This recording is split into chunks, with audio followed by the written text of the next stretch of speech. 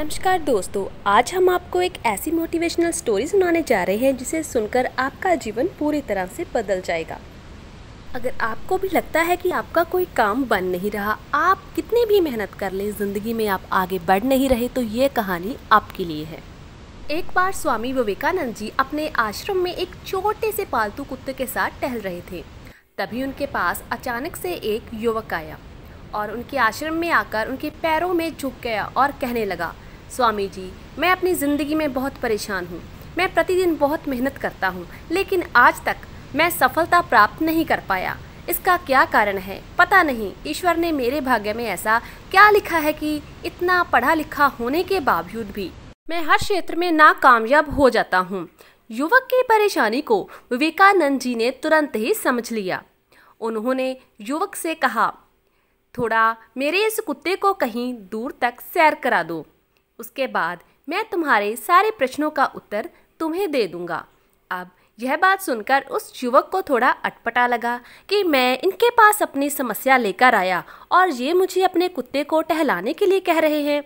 उसने मन में सोच विचार किया और कुत्ते को दूर ले जाने लगा टहलाने के लिए, और वे कुत्ते को दौड़ाते हुए बहुत आगे निकल गया।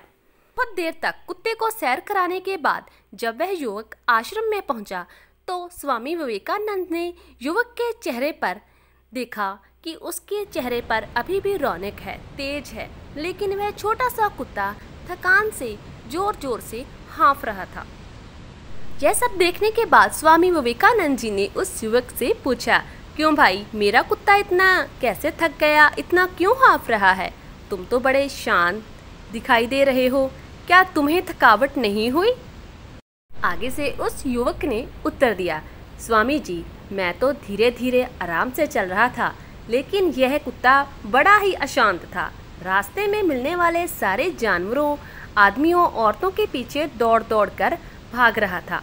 इसलिए एक जैसी दूरी तय करने के बावजूद हम दोनों में इतना फर्क है। ये थक गया और मैं नहीं थका, क्योंकि मैं आराम से एक रास्ते पे सीधे चल रहा था। उसके बाद विवेकानंद जी ने कहा, अब मैं तुम्हारे प्रश्न का उत्तर देने लगा हूँ, जरा ध्यान से सुनना।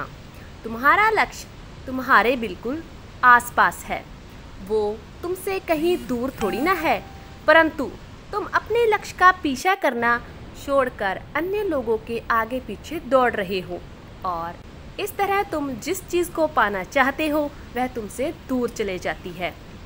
तुम्हारे अंदर जो चीज़ है उसे तुम बाहर नहीं निकाल रहे, जो तुम करना चाहते हो। किसी ने कुछ कह दिया, तुमने वो कर लिया, किसी ने कुछ कह दिया, लेकिन तुम अपनी अंतरात्मा की आवाज़ नहीं पहचान रहे। तुम इस कुत्ते की तरह भटक रहे हो, जैसे ये लोगों के पीछे भाग भाग के, बाकी जानवरों के पीछे भाग भाग के थक गया है। वही हालत तुम्हारी है, तुम अपनी ज़िंदगी में लोगों के पीछे भाग के थक चुके हो। यह उत्तर सुनकर वह युवक संतुष्ट हो गया। उसे अपनी गलती का एहसास हुआ और आगे से उसने प्रण किया कि आगे से ऐसा नहीं करेगा। तो दोस्तों, इस कहानी से हमें क्या शिक्षा मिलती है कि आज भी ऐसे बहुत सारे लोग हैं जो अपने मार्ग से भटके पड़े हैं। किसी के पीछे लग गए, कभी किसी के कहने के पीछे, लेकिन उनका जो लक्ष्य है, उनकी मंजिल है, उसे पाने के लिए वे एक सार मेहनत नहीं करते।